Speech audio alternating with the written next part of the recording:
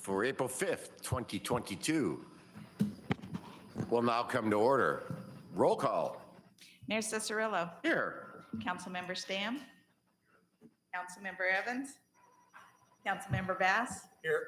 Councilmember Anderson. Here. Councilmember Gregory. Here. Councilmember Kerstetter. Here. Councilmember Wilson. Councilmember Colbert. Please rise for the invocation, followed by the Pledge of Allegiance. Let's pray. God, thanks so much for today. Thank you for this time tonight. Thank you for this great group of leaders as they continue to lead this wonderful city. Pray for guidance, great steps to be taken. And Lord, most of all, we thank you for your son, Jesus. We love this time of year as we celebrate, God, the birth.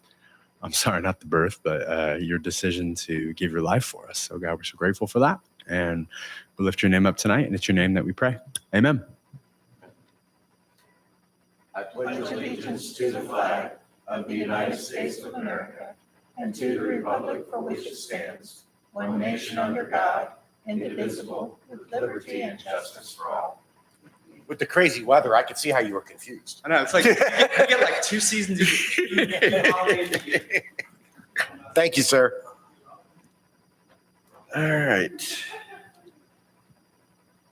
All right, council, we have an amended agenda that we need to approve. There's items under new business I and J have been added from the original agenda. I'll make a motion to approve the agenda as amended. I have a motion and a second. Is there any further discussion? All in favor, raise your hand. Motion carries. Thank you. Item 6, administrative agenda, the city council meeting minutes of March 15th, 2022.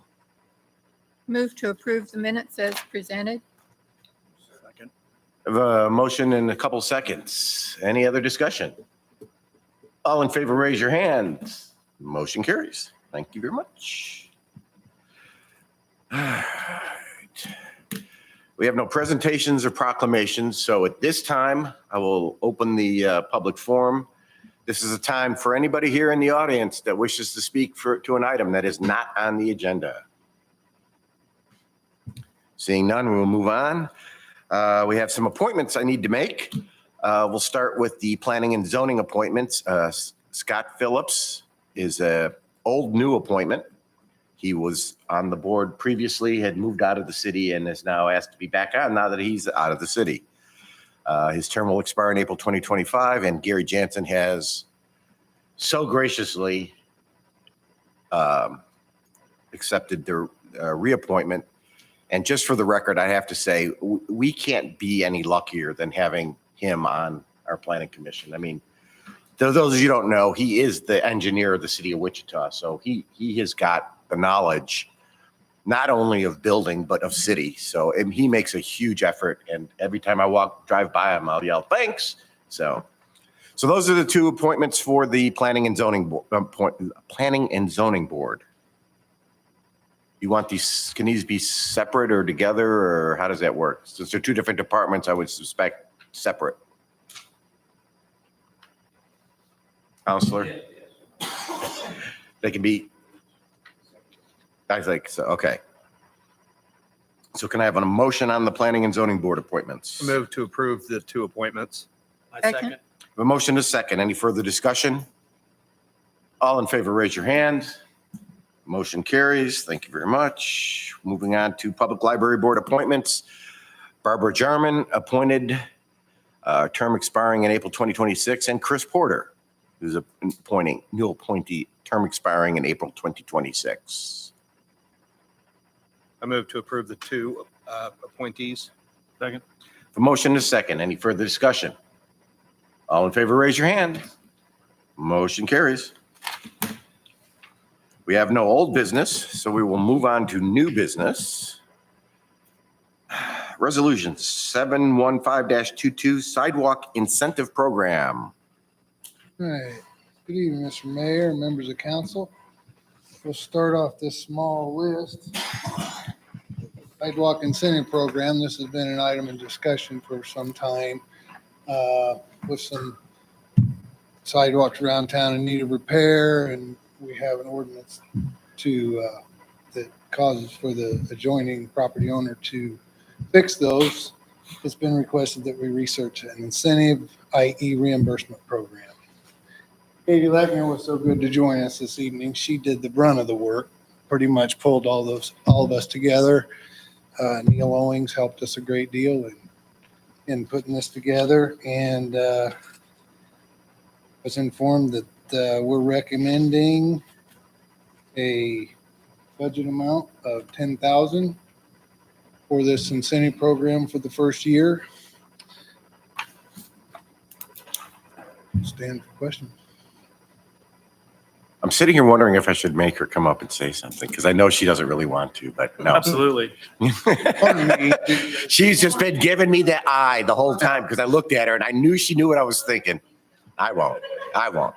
Did a great job. She researched this and she did the brunt of the work on this. Councilmember Kerstetter, I know this was your Yeah, idea. no, it looks good. So on page 15, 15. before that. You Going to be the gotta have- fourth bullet from the bottom.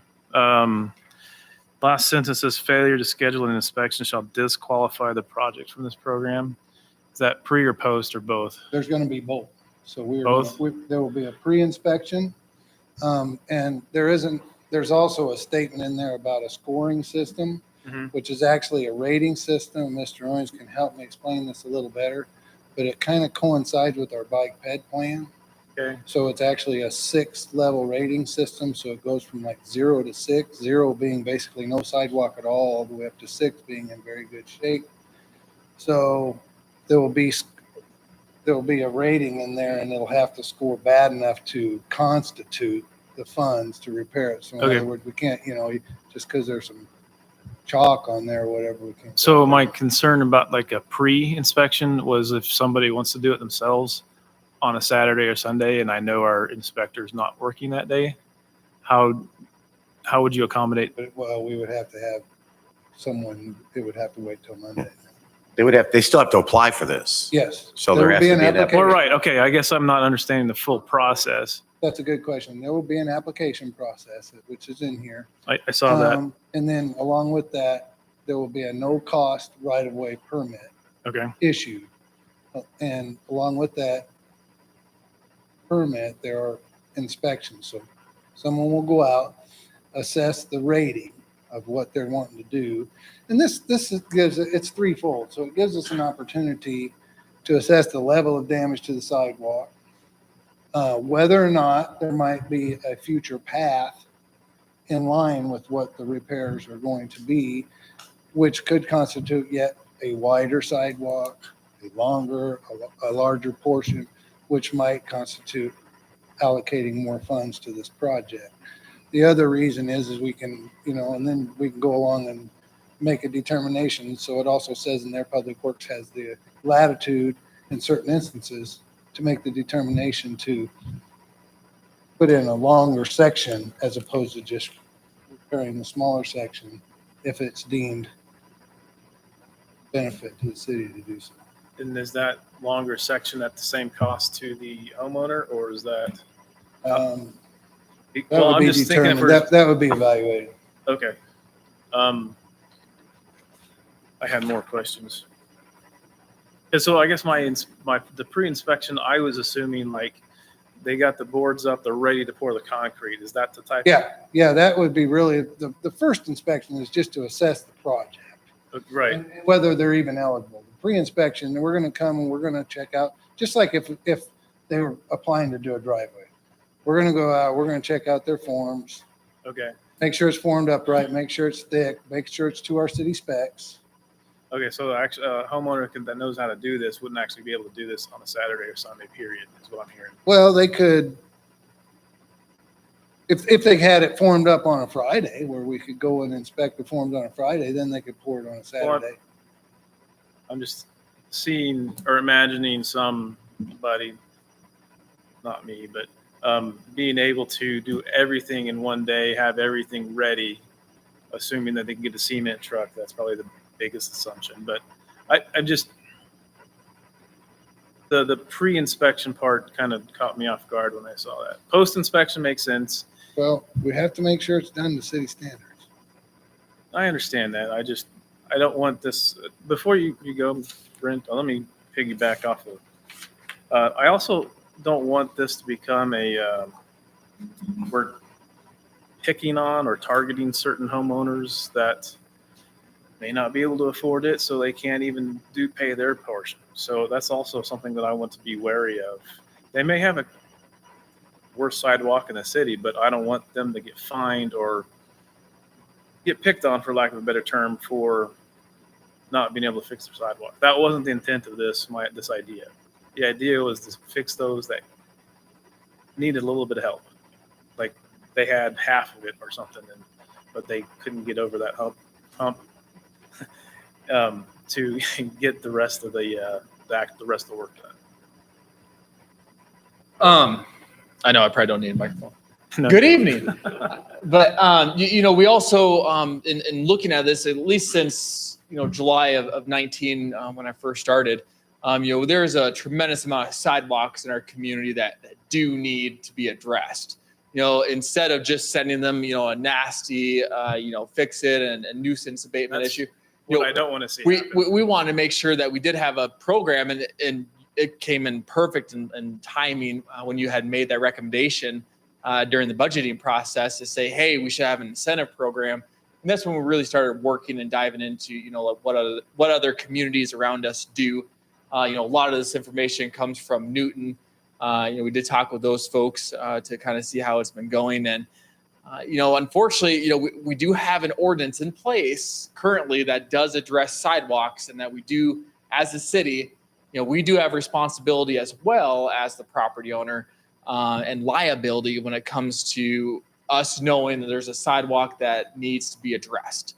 The one on 5th really jumps out, I think, to 95% more of the community of being an issue.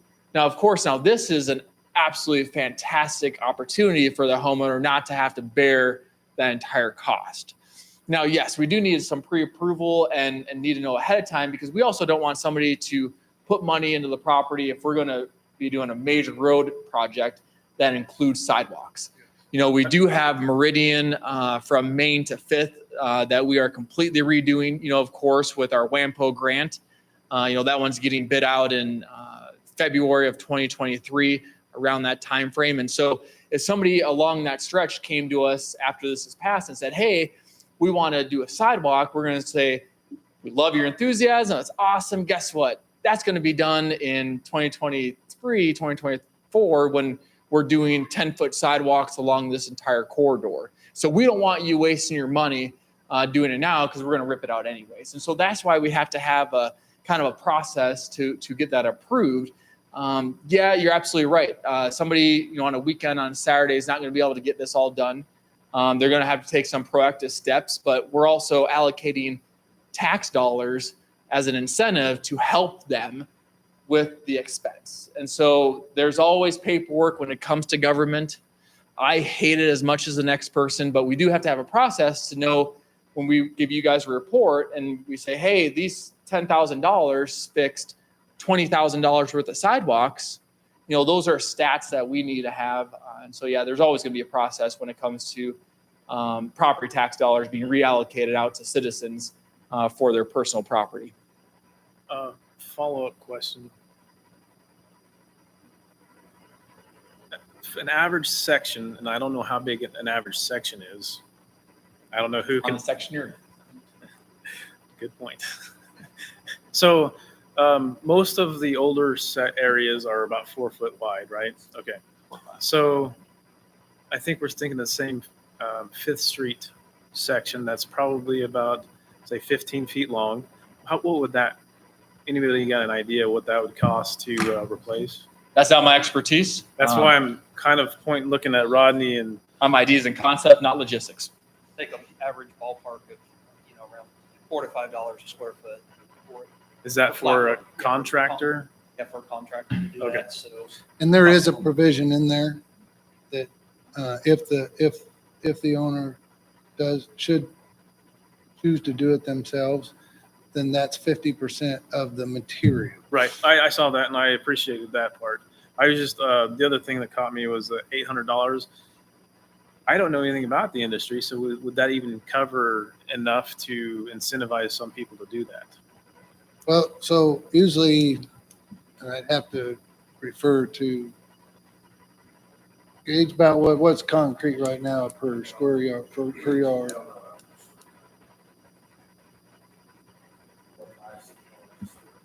So $4, $5, $6 a square foot.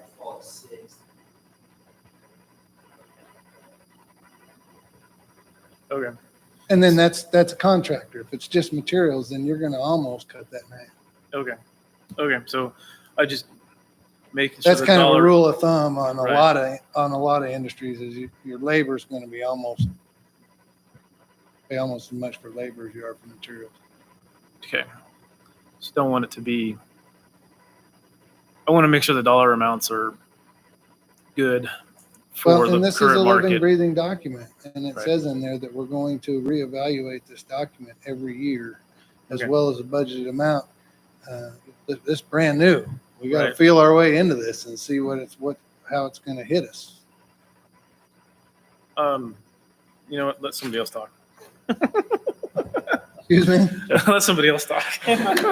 Councilmember Gregory. I just want to comment on the same thing that Councilmember Kerstetter was asking about. It does say that the city's involvement will consist of inspecting the property prior to construction and returning once the work is complete to perform a final inspection. Yeah. And then in the fourth bullet, it's subject to preliminary, pre-pour, and final inspection. So that sounds kind of contradictory to me. The first one says we're going to inspect it twice, and the second one says we're going to be there at least 3 times. Well, yeah, and maybe the first one might be a little bit misleading. That first one is to ascertain the project. So the first one is to go out, rate it, and determine whether or not we even need, just as Brent said, is to determine whether it's in an area where we have a project coming up. Right. And we have the opportunity to tell the resident, hey, don't mess with it right now. Then, just as if any other project, any other driveway, anything like that, we have to be able to go out and determine whether the forms, if it's the proper thickness, if it's to our specifications. And then once they come back, then we have to make sure it's poured with the right concrete, with the right material, and they didn't change it also after we inspect. Nobody would do that. Oh, I understand.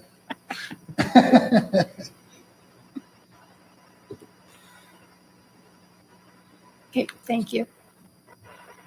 Councilmember Wilson. I've got a couple questions.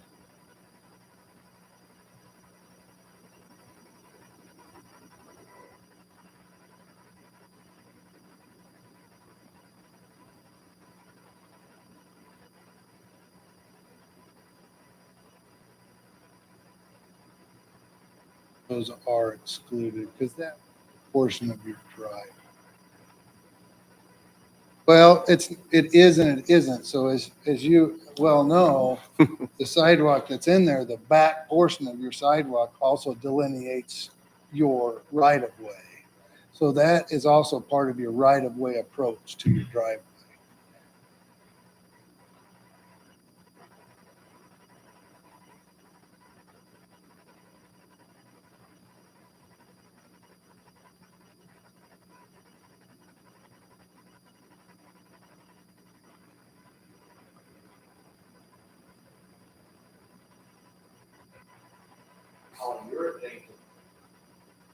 That would be a situation where we could evaluate and discuss that. We have leeway in that. Anybody else? Councilmember Colbert.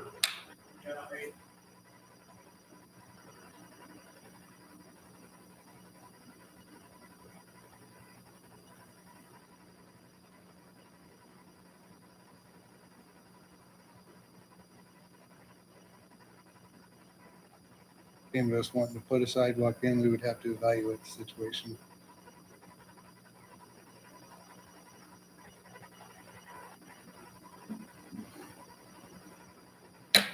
Councilmember Kerstetter.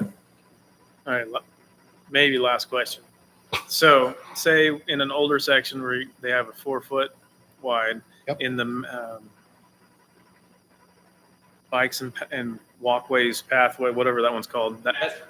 Thank you, that master plan. If it's in the master plan to go to a 5 foot section, how are we going to address that?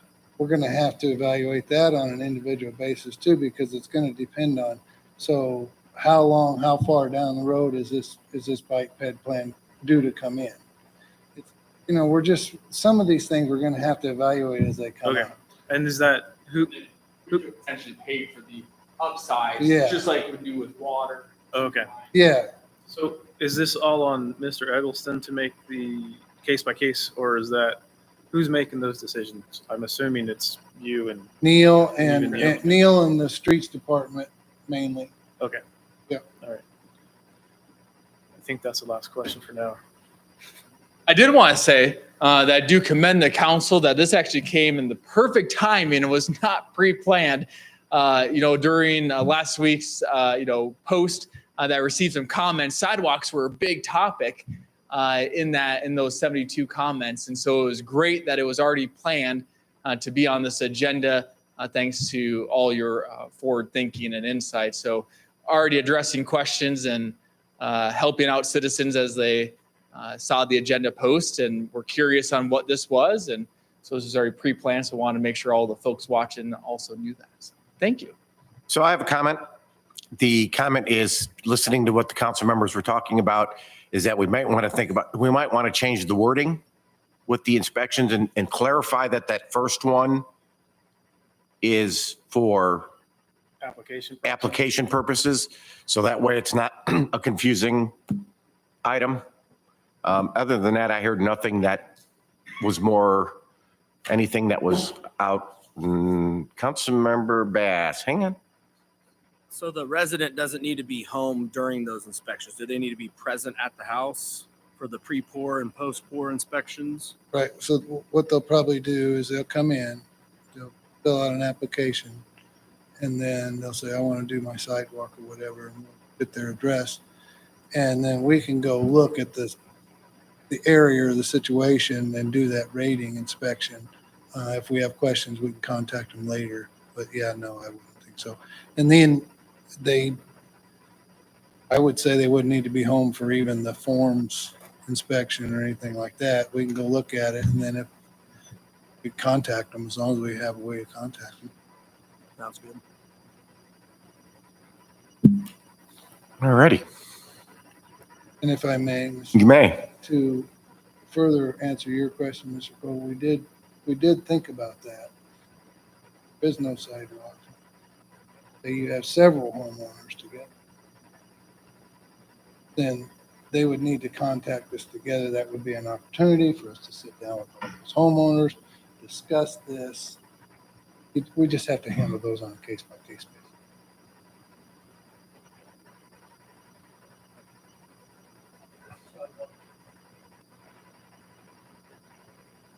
Yep.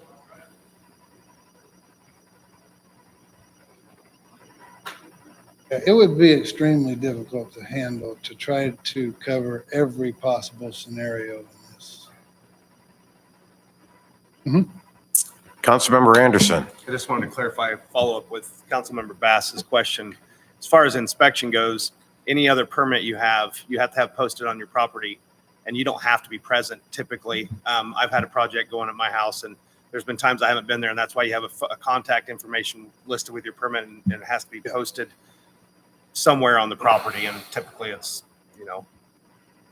something like that. The new homes that are built, they have a tube that Yep, I know that exactly. I know that Public Works, lets people know about. So Exactly. it's not a hard process, and you don't have to be there for inspections. So Especially if it's outside. If it's something they got to get let in, then Right. yes. But yeah, Correct. if it's outside.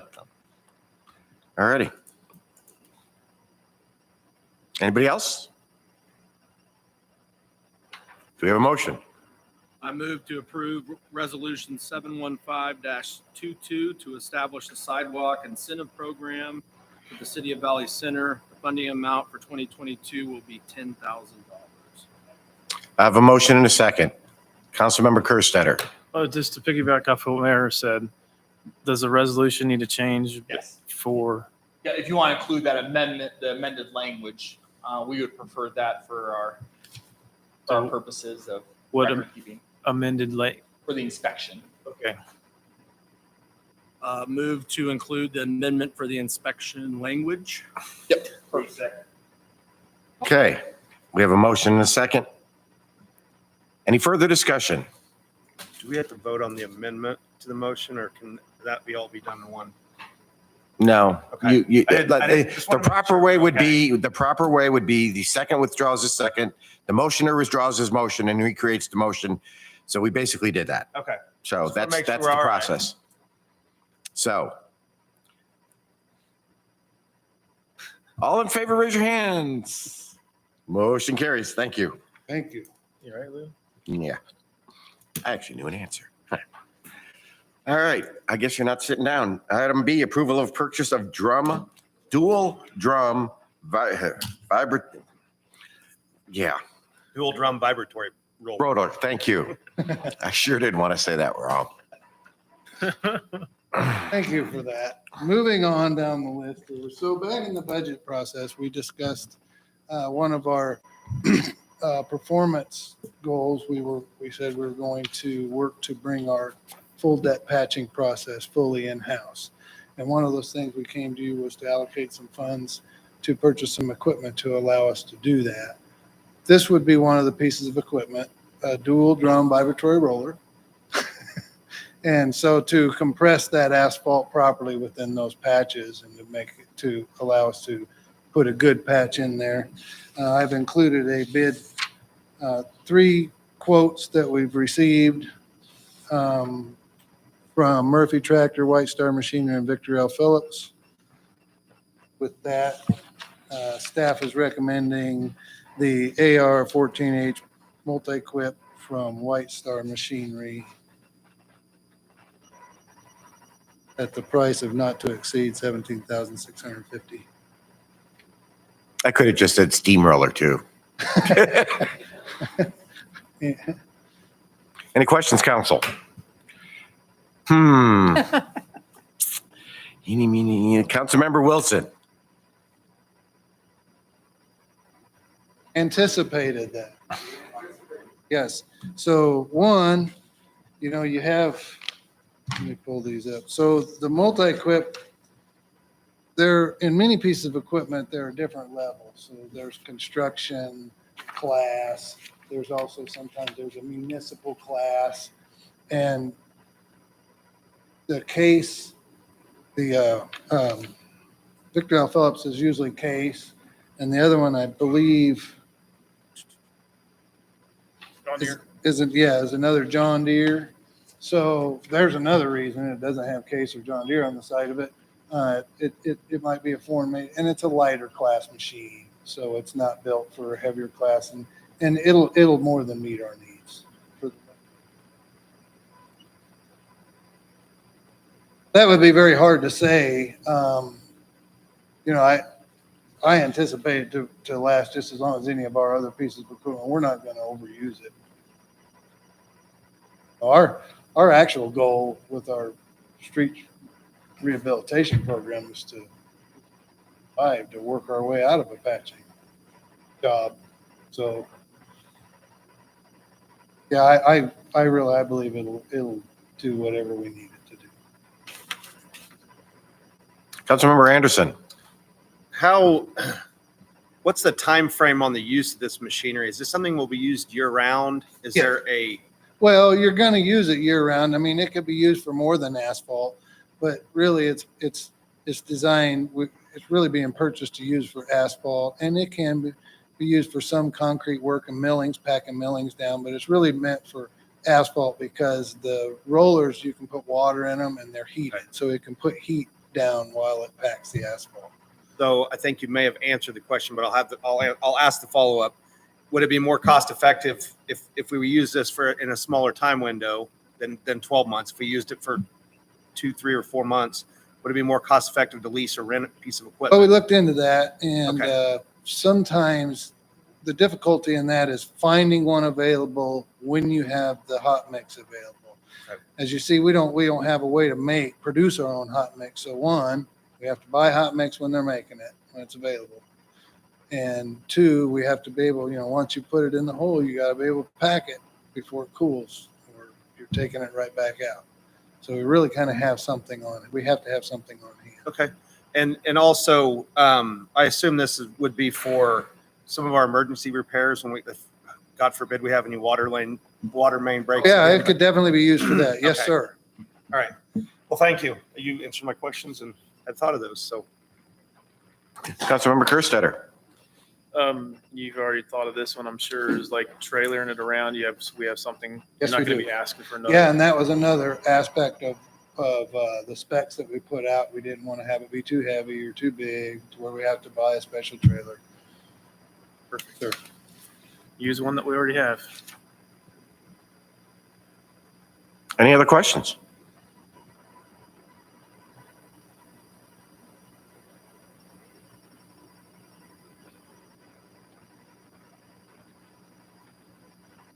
Second. Motion is second. Is there any further discussion? All in favor, raise your hands. Motion carries. Thank you very much. Item C, approval of purchase of hydraulic breaker attachment. But going along the same line of, Boy, you're pushing your luck tonight, man. Just saying. well, we can go back to the amount that we're spending as opposed to what was allocated. I think we're doing a pretty good job. Going along the same line here, this is again for the patching. We requested funds to purchase an attachment, a hydraulic breaker, so we can bust some of that up. And at first, we talked about looking for one for the backhoe itself. After some research and some discussions with the equipment manufacturers, it was recommended that was actually more than what we would need, and sometimes they actually have trouble with that much power. If your backhoe actually has windows in it, that vibration can actually bust the windows in the cab of your backhoe. So we got together and made the decision to shop for one that'll attach to our mini excavator. So this is what we're looking at here. These are the only two bids we were able to get back, and we're recommending the model from Victor L. Phillips at $8,000. Questions? Their motion.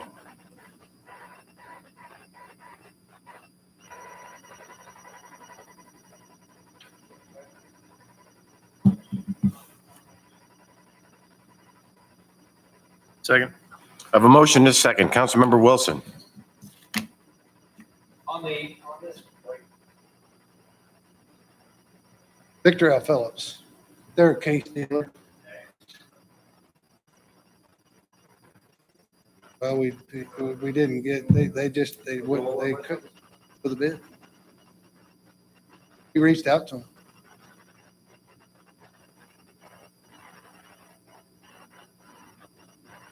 I understand. We have a motion and a second. Is there any further discussion? All in favor, raise your hands. Motion carries. Thank you very much. Item D, aeration basin RFQ selection approval. All right. So a while back, we came to you with the approval of a request for qualifications to seek out and some statement of qualification for some firms that we could enter negotiations in to do an assessment of our current aeration basin in our waste treatment plant for improvements, replacement of current equipment, or future needs, strategies moving forward. Got 3 responses back. The team went through a scoring system. The score tab that you have there is the average of all the scores together. The score that we recommend the selection of Short Elliott Hendrickson, SEH. I will say that every team member's scores reflected that selection.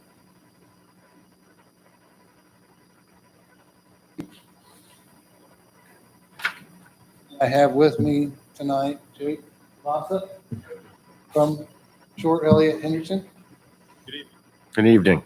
Sasha. Basha. Pretty close. I knew I'd get it wrong. Very close. Like Sasha with a V. All right. So just want to introduce myself, Jake Basha. I'll be the point of contact should we be selected for this study. I am a civil engineer in the areas of land development and transportation. So I won't be working directly on this aeration basin, but I'll be the point of contact for the city. To our knowledge, this is would be our first project with City Valley Center. So just wanted to introduce ourselves, answer any questions you might have about our company or where we're from or how we do business or anything like that. And just express our excitement for the project. Councilmember Gregory. I just wondered where Short Elliott lives. So Short Elliott Hendrickson, like a lot of consultants, is founding members of the company way back. Are still around that share that or have that name, but our headquarters is in St. Paul, Minnesota.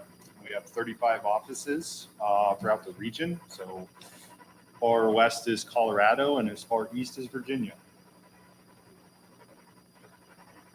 Presence, and we have about 800 employees. So you're local. I'm from Omaha. Local enough. Oh, yeah.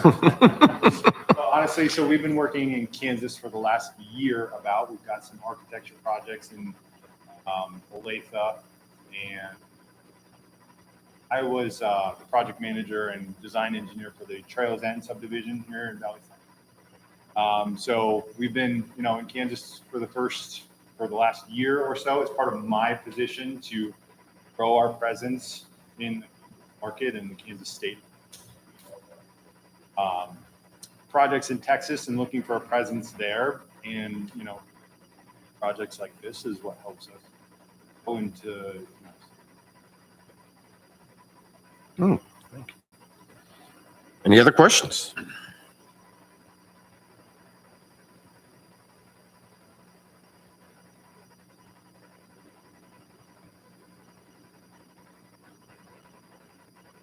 Second. I have a motion and a second. Is there any further discussion? All in favor, raise your hand. Motion carries. Thank you very much. Thank you. Are we sure Rodney's done? Well, looking at the next line item, he could probably still stay up here, but I don't think so. We talked about that. I could stand for questions and he can sit over there. Item E, 2023 budget calendar. Woo-hoo. Super exciting. Good evening, Mayor and Council. This evening is our annual budget calendar. Matt and I put this together. Basically outlines each meeting from this point forward, what steps will be taken throughout the budget process for fiscal year 2023. As a reminder, this is a new budgeting system that was introduced last year through Senate Bill 13, I think it was. Bill 13. With the revenue neutral rate, and which bumped up our valuation estimate process from Sedgwick County to June 15th. So we'll receive that estimation on June 15th, come back at next meeting, present the first draft of the budget. Once we get feedback on that, we will decide to exceed or not exceed the revenue neutral rate, publish that, whatever that decision is. If we don't want to exceed it, it's our normal if it's certified. If we do exceed it, we got to have that hearing between August 16th and September 20th in between there. So we would have that set for September 6th to approve the budget and have that final approval of the revenue neutral rate. Questions? I make a motion to adopt the proposed 2023 budget. Second. Motion and second. Is there any further discussion? All in favor, raise your hands. Motion carries. Thank you very much, sir. Item F, ARPA funding discussion. So good evening once again. For you this evening is wanted to have a discussion regarding our ARPA funding, get some feedback Because of some of the rules they've changed in the final rule. For the quick overview here, hopefully we can read that. As we know,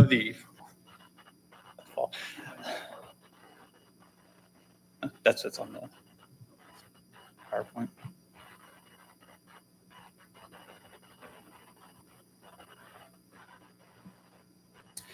So when the American Rescue Plan was announced,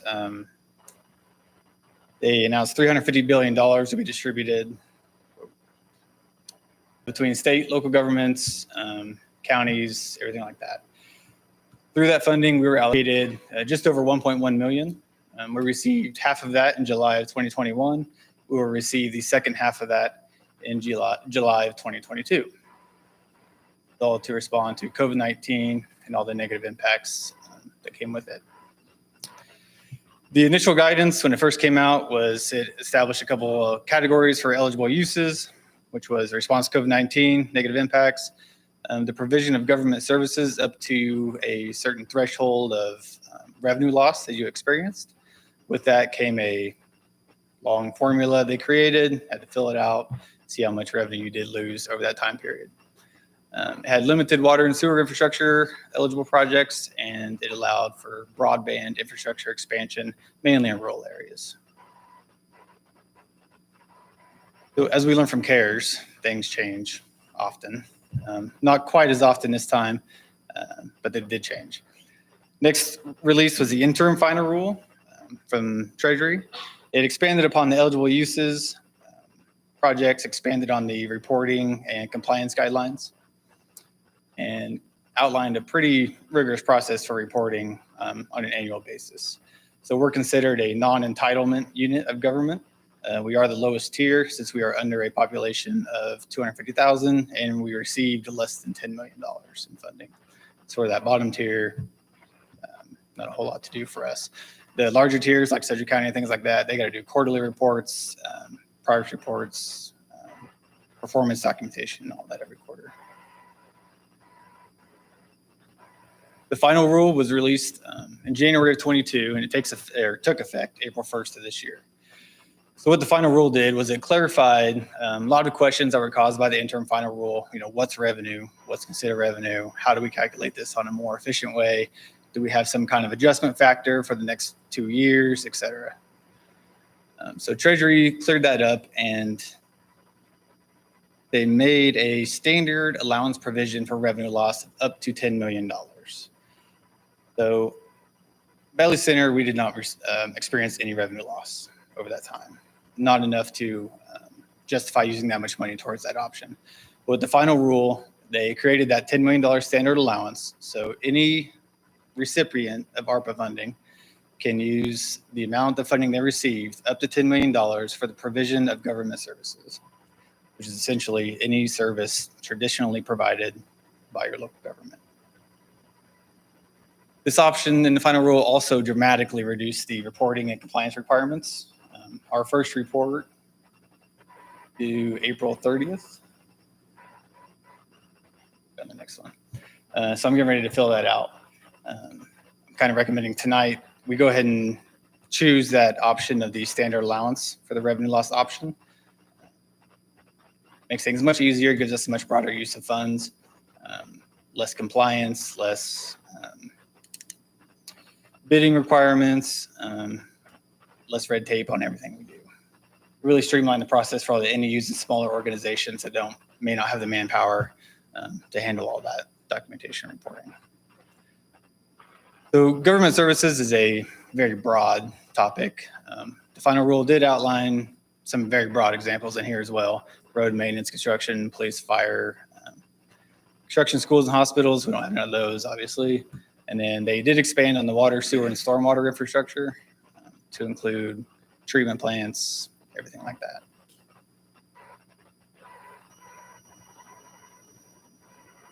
But there are still some restrictions. We cannot use these to address pension liabilities, replenish reserves, pay down debt, any payments required by settlements, judgments, consent decrees. We cannot use the funds in a way that would undermine guidance from CDC. So if CDC guidelines state, maintain social distancing, et cetera, we don't want to build a building that's going to house a bunch of people in a close area. We can't do it. And we cannot violate uniform guidance, conflict of interest requirements, which are outlined in that grant policy that we approved not too long ago.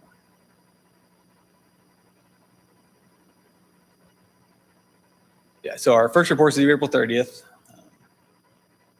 Revenue loss category just simplifies everything for us. Annual reports will be required after that. And then all of our funds must be obligated by 2024 and spent by 2026. We will still report annually, and we will try not to spend more than $750,000 in one fiscal period, because then that's going to require us to bump up into a single audit when it comes time for audit. Extra money, extra time, extra resources. So when ARPA was first released and all the guidelines were first released, our initial reaction to this was, the water treatment plant. It fit in the eligible criteria, not quite in the initial announcement, but in the interim final rule. And that's basically all we could really use it for at the time. We didn't have any revenue loss to use it towards that. And that was one of our main goals as a city as well. So the final rule changes that. We can basically use our entire allocation now for any government services that we provide. So along with that, I'm kind of looking for feedback on if we want to maintain our initial thought of utilizing 100% of our funding towards a treatment plant, or do we want to take a step back and look at items on our CIP list that may have a high impact with this money in a short-term period, and then look at a water treatment plant utilizing other funds allocated by the state with their new low-interest loan programs through the state revolving loan fund, et cetera. Because there's so many programs available now for water and sewer infrastructure with the low-interest loans. It kind of makes more sense to buy some other higher impact items that we need at the moment, while then utilizing the other loan programs for the treatment plant. That's kind of a overview. Do you have any questions? Councilmember Kerstetter. I like the second idea you have, targeting our CIP with high impact stuff that we would have to wait maybe over a couple of years or 3 years. So, and then since we got a potential source for a grant or a loan, then let's go with that. Let me ask a question before I'm, again, you don't need anything but a direction at this point. Yeah, this is more direction, and then at our next meeting, come back with a recommendation, maybe outline a list of items that we've came up with, discussed as a team, for you guys to review and make a decision on. This is just feedback tonight. Okay, Councilmember Colbert.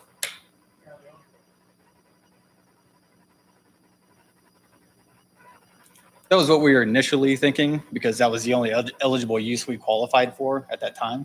But since that final rule came out and allowed that standard deduction of revenue loss, we can basically spend our entire allocation for government services.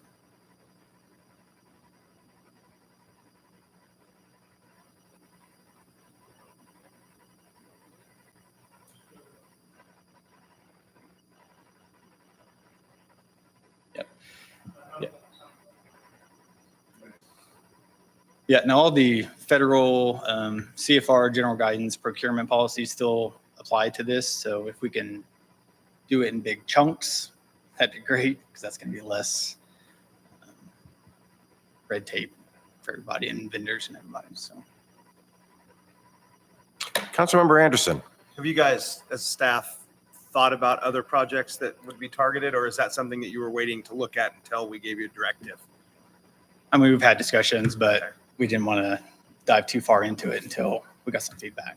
So just to be clear, make sure I understand, you're wanting to tackle some of those projects maybe that would get pushed down that are not necessarily higher priority, things that keep getting shoved down the list. And because the money for the water treatment plant is, there are funds available, others through other sources possibly, or there are multiple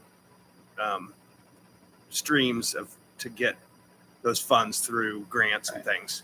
Yeah, and the water treatment plant, that's going to be funded by user charges and user fees. Everyone uses it. This is a way to lower our tax burden on our citizens. We have, fire truck, for example, that would be an eligible purchase. Rather than adding that onto our debt capacity, put some of it towards that. I mean, there's all sorts of things we could utilize these funds for. Okay. I would like to see you guys come back with I think this group trusts you guys as a staff, and you guys have a vision I think that lines up with the city's best interest. So that's my thought, is next meeting we can go through those. Sure. All right. Just for clarification, we are giving the go-ahead, a consensus to remove the initial planned 100% of that money from the water treatment plant and allowing staff to go through the CIPs or other projects to see where that money potentially could go and bring it back to us for at the next meeting. Does that seem the correct consensus summed up there? Perfect. Thank you, sir. Thank you. Since there was no motion, I didn't think we needed one, so. All right. Approval of RFP for public safety building roof.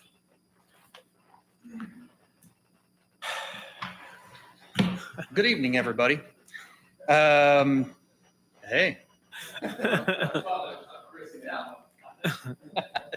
Tonight in your packets, you have a request for proposal for waterproofing services for the public safety building roof. That's essentially what we're asking for, is permission to move forward with that.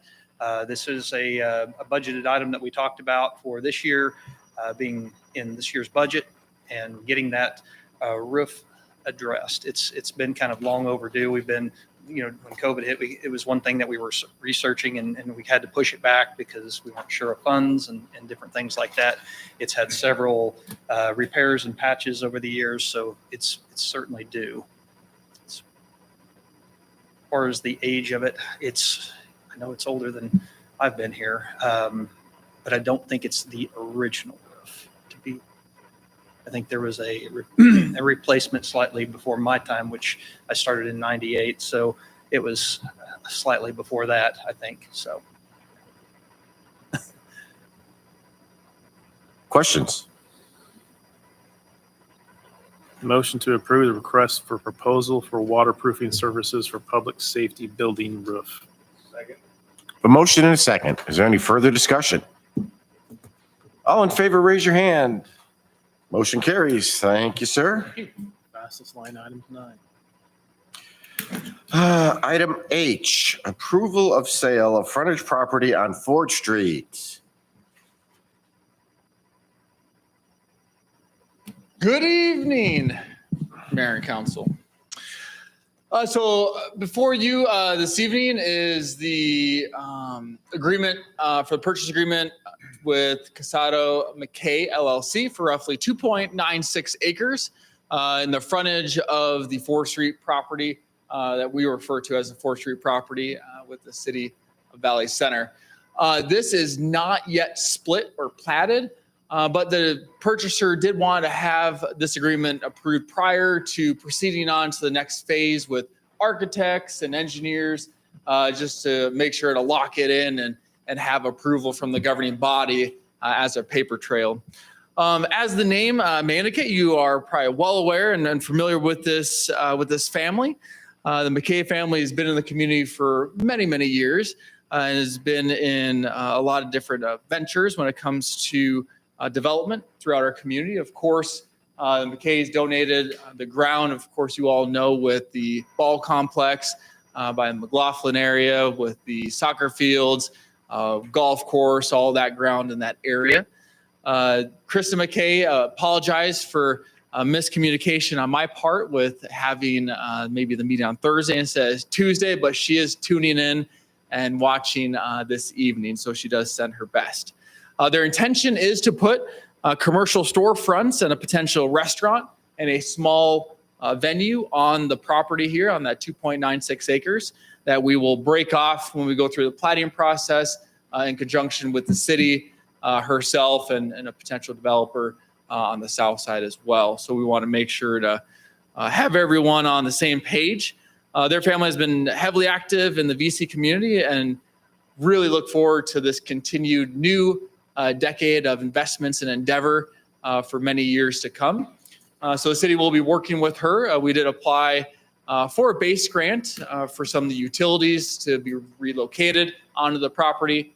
Currently, if you do look at the map, Barry, if you could bring that up real quick, the utilities are located to the north, kind of just on the north side of the new duplexes going on, is where the sewer would be coming in at from across underneath the street. And then also the water lines would need to be extended onto that property as well.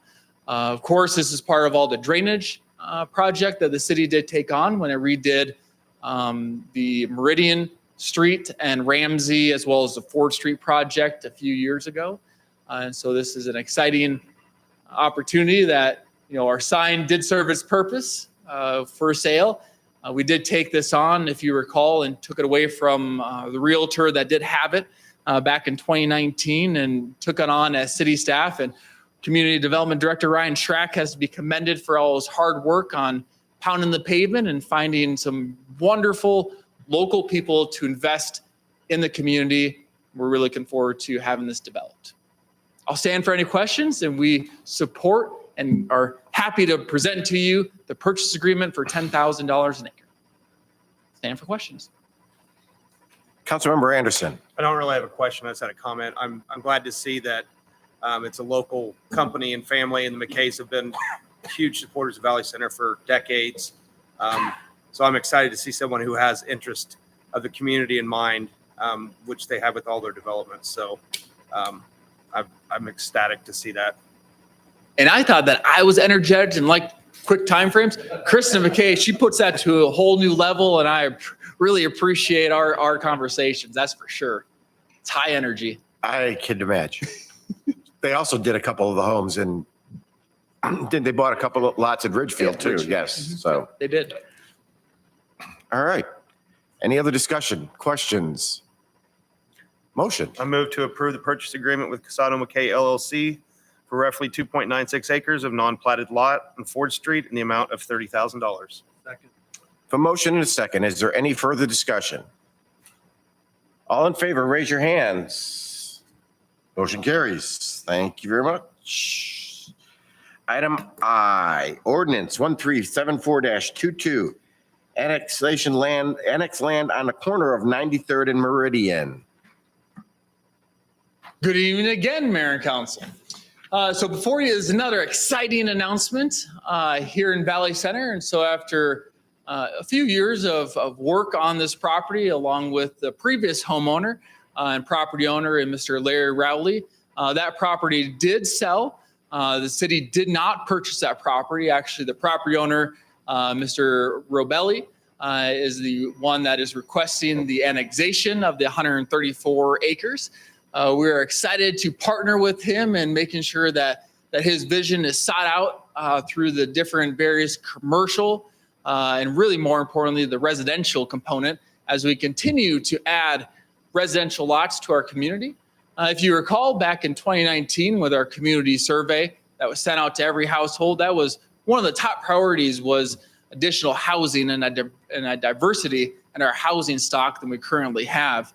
As we continue to execute that, we are excited to bring in this 134.904 acres, plus or minus, of course, because once the surveys come back, you never know, there might be an acre or two more or less, into our corporate limits as it is currently outside of ours in the county. So this comes with favorable recommendation from city staff.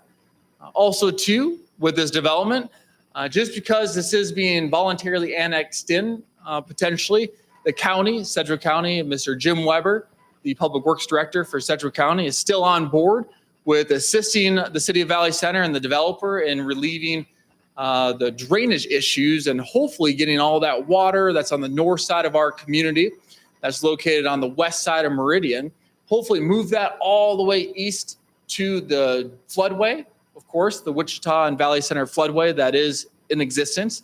So they're really excited. The county's been working on that for 30 plus years and trying to resolve that as well with the city. So we are really excited for this development and this opportunity to not only add homes and potential, commercial hard corner but also to, take care of the drainage issues. Like I've said before, Valley Center is absolutely incredible, incredibly flat. We are a certified pool table, if you actually look at it. As we try to resolve the flooding up there, from the property owner on the far north of our community to the drainage area by the middle school, it's a 0.01% grade.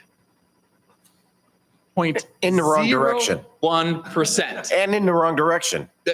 Lots of issues, And so we're really excited to partner with the county, the new property owner, to finding a solution that is long overdue for all of our citizens in the north part of our community. I'll stand for any questions. Questions? Councilmember Stam. I'm not sure if this is a state thing or just a local thing, but you got to let the rural water district know that you're annexing and give them the chance to serve water, which they probably are not able to. But do we have to follow that process too? Yes, and we actually have a separate agreement with the rural water district, and so we execute a separate agreement that we have that's a little bit different than some of the other jurisdictions. So yes, we will absolutely execute that. Pay the tap fees, of course. The school district had paid for those extensions of main, so that's what really made this property highly desired and sought out, because there is existing water and sewer and infrastructure. And of course, we do have plans on Meridian in that north section as we continue to develop the community. So it won't be a 2-lane road forever, and we are aware of all the safety issues that do come with developments. Anybody else?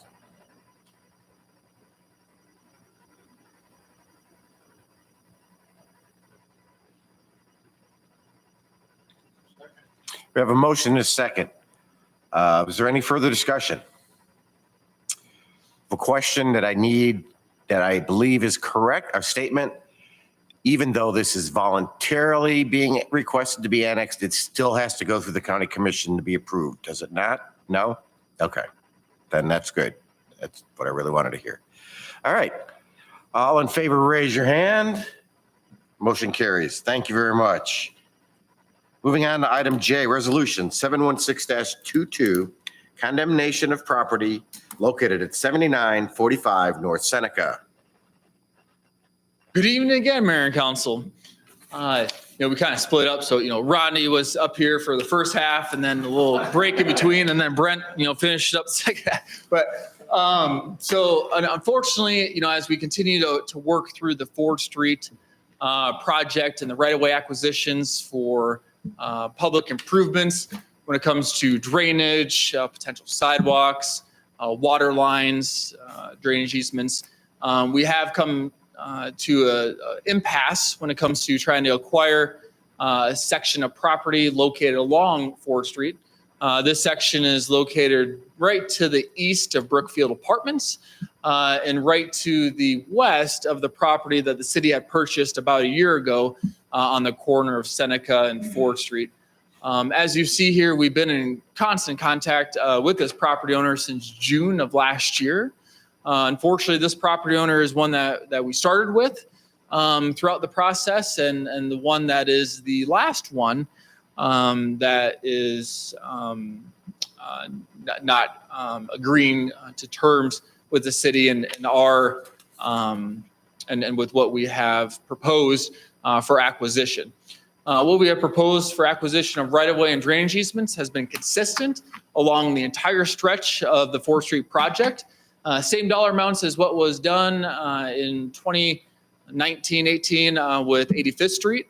And so that is what has been approved by the city council, as you have seen in consent agendas from previous meetings, of that 20 cents for temporary right-of-way and drainage easements, as well as 25 cents per square foot for permanent right-of-way, where we actually buy that, and that becomes city property, which then comes off of their property taxes. We actually acquire that ground. Before you here on the overhead is the property in orange, which would be the proposed right-of-way that we need to design. Of course, the proper road, sidewalk, drainage, and water line and potential future utilities that would run along this section of road. We have, unfortunately, that's why one of the reasons why the agenda was amended, kind of the deadlines that we had proposed to the property owner and their representation were not met. So unfortunately, this is the next step that we have to take in the process. I'll kind of turn it over to our city attorney, Mr. Arbuckle, to answer some of the legal questions, but I can tell you that Mr. Rodney Eggleston, who is our right-of-way certified acquisitioner, and myself have been working, as you've seen through the memo from city staff. We've been working with the property owner since June of last year. We did have an appraisal done on this property prior as well. And so we did have an initial offer that was not accepted. We then ordered an appraisal to be done. That amount then was adjusted and reduced. We then offered the original back again, and then now we're at impasse. Kind of a quick summary, but I'll stand for any questions. Councilmember Gregory? Just a point of clarification. You've got two different addresses here. There's 7945 and there's 7495. I think 7945 might be correct. This says 7495.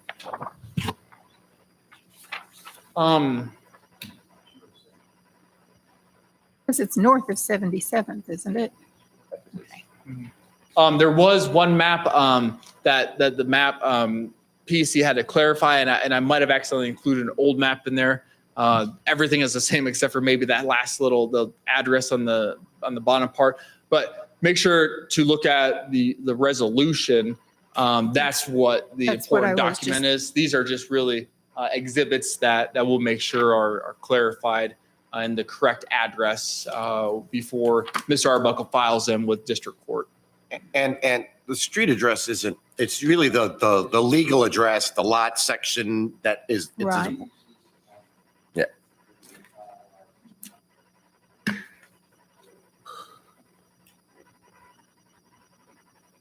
Okay. Councilmember Colbert?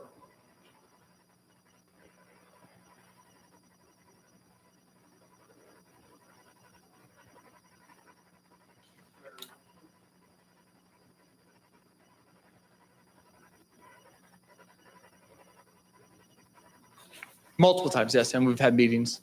That was from Mr. Rodney Eggleston and myself prior to bringing in city council. So that was a deadline that we had tried to reach as city staff with the property owner.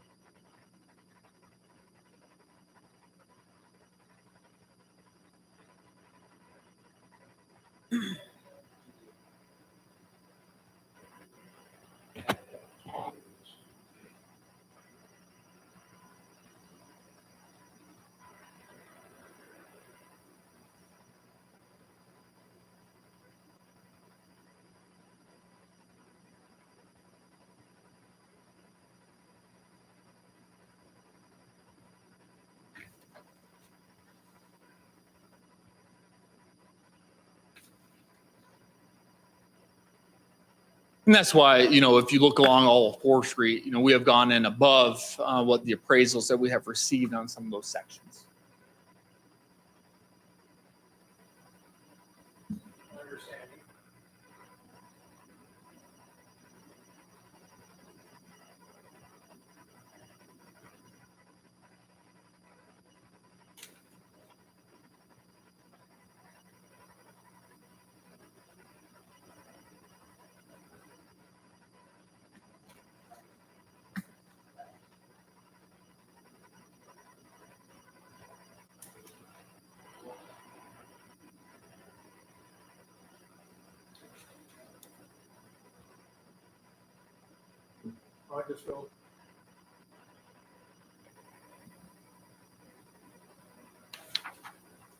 And this is the, we've waited for response and given more than ample time. This is the second council that has been asking questions from the city that she has attempted to retain. And so now we're unfortunately at this point of impasse. Okay. Councilmember Stam. What scares me a little bit is our project bids April 25th, right? Yes, sir. It's really not a good idea to bid and stuff without having everything down, easements acquired and stuff, because that can possibly screw the project up. Yes, sir. And so we are, depending on action tonight and hopefully, potentially finding a solution or at least a response from the property owner's representation. It would be nice to get a phone call back. We're hoping that happens. If not, we'll change the phasing of the project with anticipation of potentially amending that contract. PC is aware of it. We've been in constant contact with them throughout the course of these unfortunate events. Thank you. Thank you. Councilmember Kerstetter. So we've got a permanent section. Can you bring the map up whoever's got that? So that section right there, that's not really a triangle, but not really a rectangle. That would be the permanent. They both are. They both are. Oh, they both are, both sections of the permanent? Yep. And so on the south side of the property there, on the north side of Ford Street, that's extending and adding a 30-foot section of right-of-way where it's consistent with what we have along the west of this for drainage, for the sidewalk, and for future utility use. And so that is really why we need the north side for the permanent right-of-way. And then, of course, for the realignment on Seneca Street, that's why we need kind of that odd-shaped section on the northeast side here of the map that you're looking at. Okay, so I guess I got confused. I thought the north side of Ford was a temporary easement, but I guess that's the green. Yep, green the square. green is just a section there. Okay. As we're resloping everything and making sure everything drains appropriately, you really have to have temporary construction easements to that makes access sense. property. Otherwise, people. I'm very leery of this kind of acquisition. It's unfortunate they don't want to talk. And the temporary part, I'm all for getting that. I'm just very, very leery of this type of acquisition. This was not what we had kudos planned for and intended. the amount of time you've taken. And unfortunately, we knew this was one of the larger sections. That's where we had started this one first. And unfortunately, everyone else along the entire stretch of 4th Street has really been very willing to listen and to negotiate a fair price, more than a fair price. And unfortunately, this homeowner was not that way. Is any reasons why? Do they just want more money, or they don't want to sell, or? I'll really leave that up to our city attorney if he wants to discuss or disclose any of that information as we begin discuss it, that's the fine. process. We shouldn't discuss that in an open meeting. All right, that's fine. Okay. Any other questions? I'll make a comment as it's already been mentioned. No, this is not the option we want to go to. In the time I've been on the council, I think we've done this one other time. And it ended up being resolved before it got through the whole process. But yes, it's just, knowing this was going on, we all know how Mr. Clark is.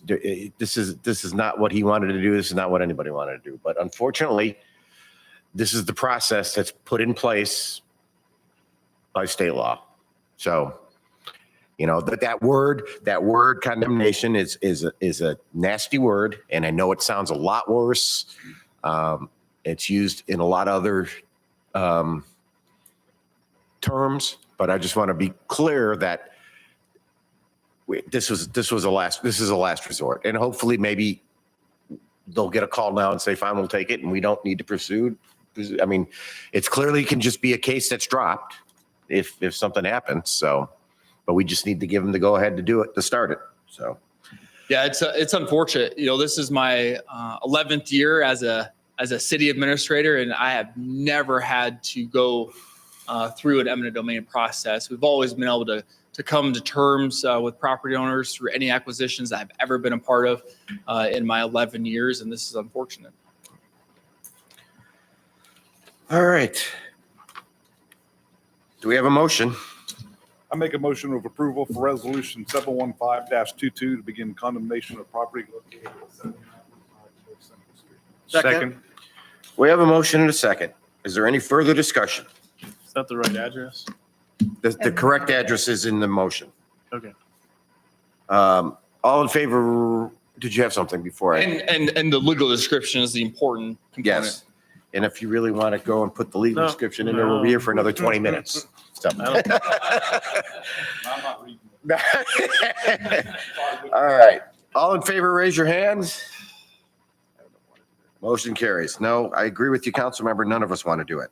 So, all right, we'll move on to the consent agenda. Motion to approve consent agenda as presented. Second. I have a motion and a second. All in favor, raise your hands. Motion carries. Thank you very much. Moving on to staff reports. Mr. Schrack. Good evening, everyone. Just a couple of quick items. First, follow-up from a question that was asked during the last city council meeting regarding the house that was involved in a fire last year, the house on North Meridian. Our code enforcement officer and residential building inspector, Bill Andrews, has been in touch with the new property owner. That property has sold, and that person is currently out of the country, but will be returning in mid-April, and will start the demolition permit process at that time once they return to the country. So that building will be demolished here, hopefully within the next few weeks. But wanted to provide that update to council. And then secondly, this was also brought to me by Bill.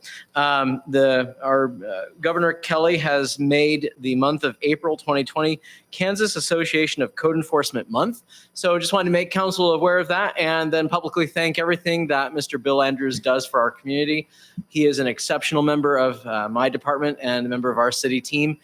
Very blessed to have him. He is currently working on finishing his commercial inspector certifications. That's through the International Code Council, so that we're still be on track to start doing our own commercial building inspections as well as residential at the beginning of calendar year 2023. But again, just wanted to thank Bill publicly for everything that he does, and again, take this opportunity to recognize the governor's proclamation. Thank you. Thank you. Mr. Owens. Announcement. Kind of piggybacking on employees for a minute, I wanted to just bring to your attention that one of my employees, Matt Nordic, who is our Parks and Public Buildings Supervisor, he recently recertified and passed his test for the Certified Playground Safety Inspector class. It's a nationally recognized certification through the NRPA, and we're very proud to have him in that role. It's a very integral part of our safety program for our playgrounds, and it brings a lot of knowledge to that area of our what we do. So again, just wanted to make that known and brag on him a minute. So Great. Thank you very much. So normally I skip him when he's here, but since he's not, I'll actually call on him. Public safety. No, last time I did it, he actually texted me because he was watching. No. Yeah, I know. Well, and should we? No. Okay. We'll move on to Public Works Director Eggleston.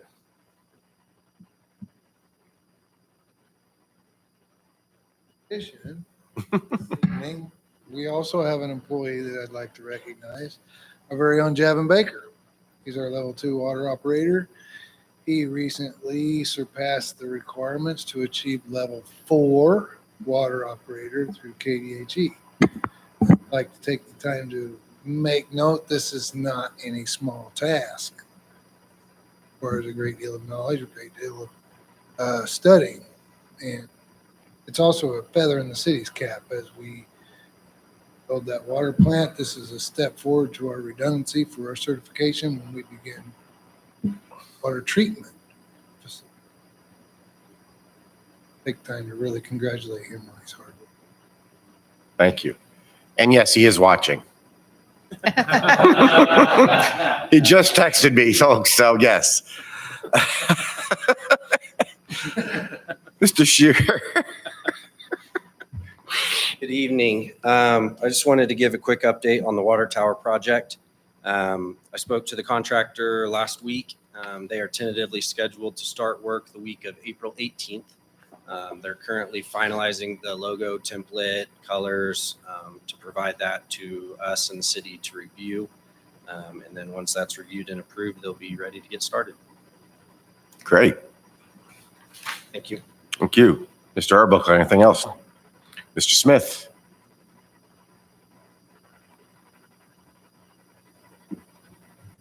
Just a couple of items this evening. I would like to thank Heather, Christy, Matt, Brent, Brittany with Community Development, and Owen Amanda for completing our annual audit last week. Our auditors were on site, combed through everything. Huh?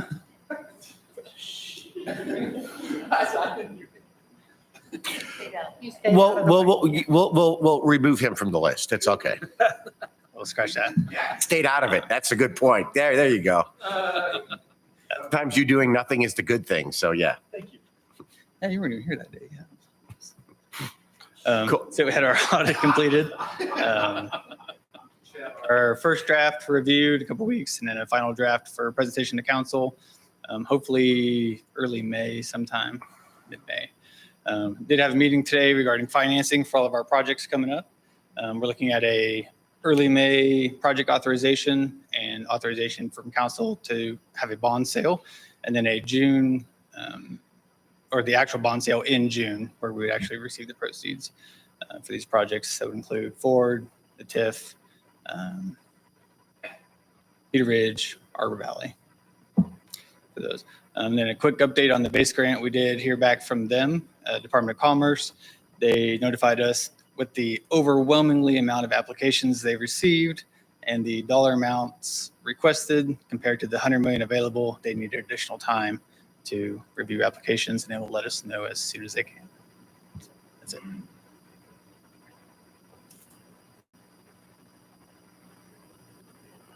Mr. Clark. I always want to think twice before I ask. So Good evening again. I'm not sure if I have. Let me see. Oh, he thought I was going to forget. I bet you, I guarantee you anything. So this Saturday is a very important day, as it is Neil Owen's birthday. So wanted to wish him a happy birthday. You thought I forgot, didn't you? You forgot? Well, there you go. well, that's okay. As long as he's not forgetting his wife's, it's all good. Yep, that's all good. No, there's want to thank you all for the continued support. As you can see, our city staff continue to strive for excellence in all the services that they provide the citizens of Valley Center. We're really fortunate to have such an amazing team of employees that work hard every day to make our day-to-day lives better for everyone that comes home from work. I also want to thank you all, for your support from me too. This is my community as well. My kids go to school here. My wife's on PTO. We're all moving in one direction as a unified front. If there are questions or concerns on the direction of the community or whatever you so feel, please call me. You have my cell phone. It's on my business cards. And it's also 308-870-2150. And I'm always available. And so I just want to thank you all for everything that you do and the decisions you make twice a month. And let me know if you need anything else. I think we just need to get that sign fixed so we could just plaster that on it. Blinking all day. Just right get over the here. sign fixed with that number on it. But no, there's exciting announcements happening. Unfortunately, Barry, yes, Mr. Smith, all the balls are dropping at the same time, but he's doing a phenomenal job with the audit and making sure that all the financing is in place and that we are financially stable with all the developments, the road project, infrastructure, you name it, we got it going on. Also, too, a quick update.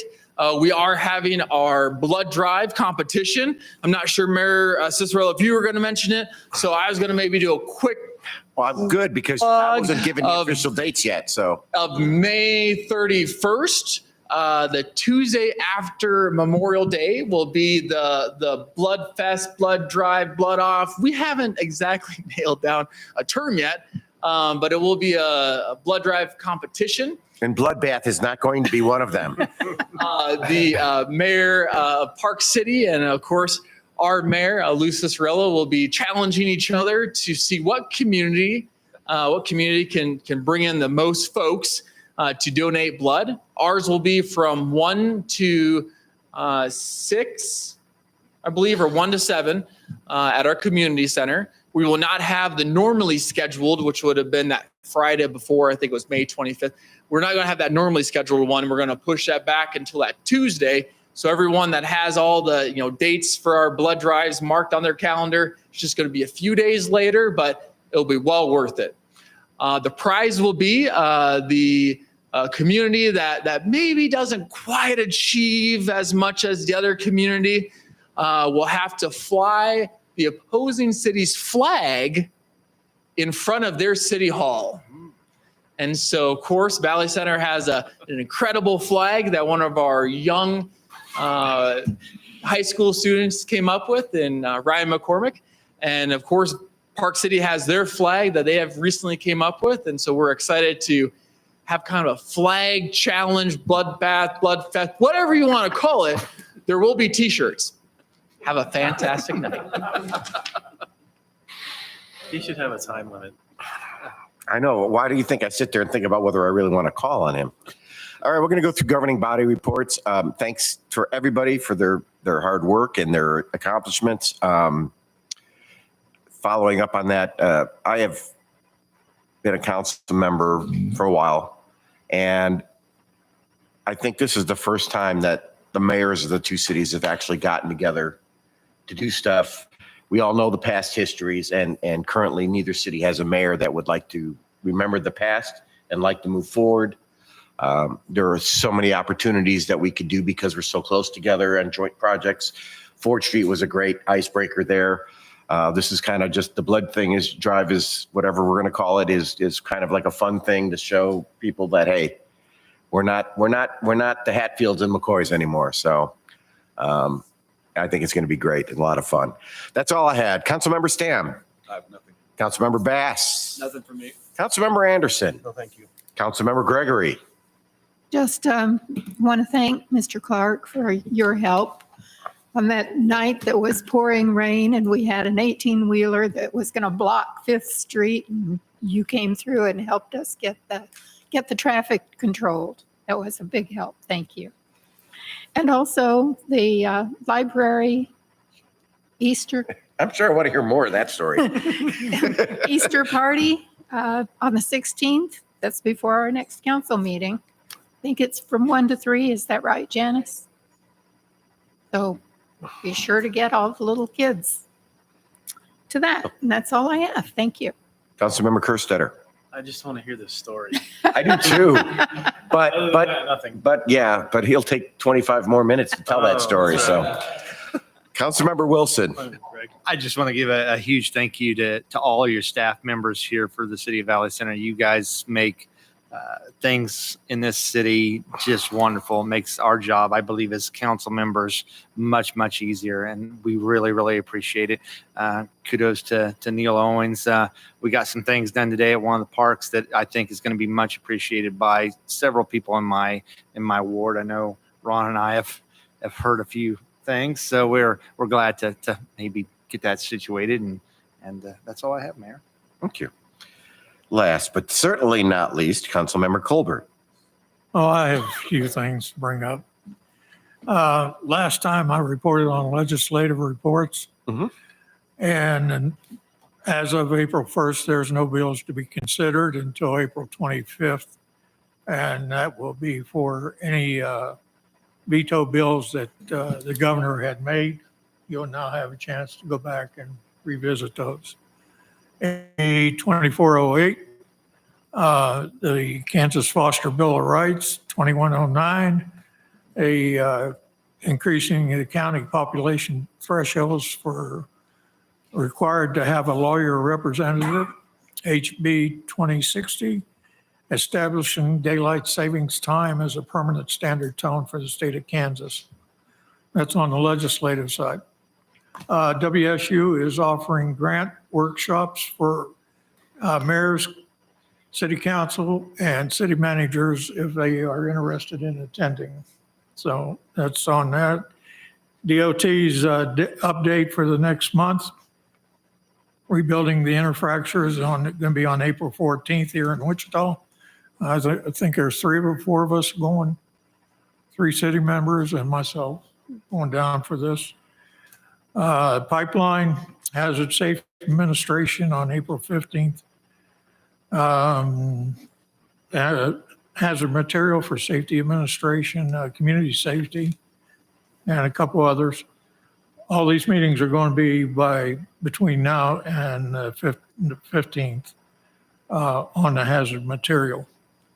In addition, the Lions Club is sponsoring the pancake feed the 23rd at the First Methodist Church from 6 to noon. Anybody interested? I got tickets if you want to buy some on there. I'd also like to thank Ron, pass it on to him, and Brent for coming up and answering one of my constituents up on Southwind about what a project that he wanted to do. When we left, the gentleman was very pleased with the comments. He didn't agree with some of them, but overall he agreed with what you said, which we knew that was going to happen. But it was good to see that he was impressed that so many people come out from the city to actually talk to him on that there. So that's great there. If there's no further business before the council, we'll make the motion the meeting be adjourned. Second? I have a motion, a second to adjourn. All in favor, aye. Aye. Opposed, nay. Meeting adjourned. Thank you, everybody, once again.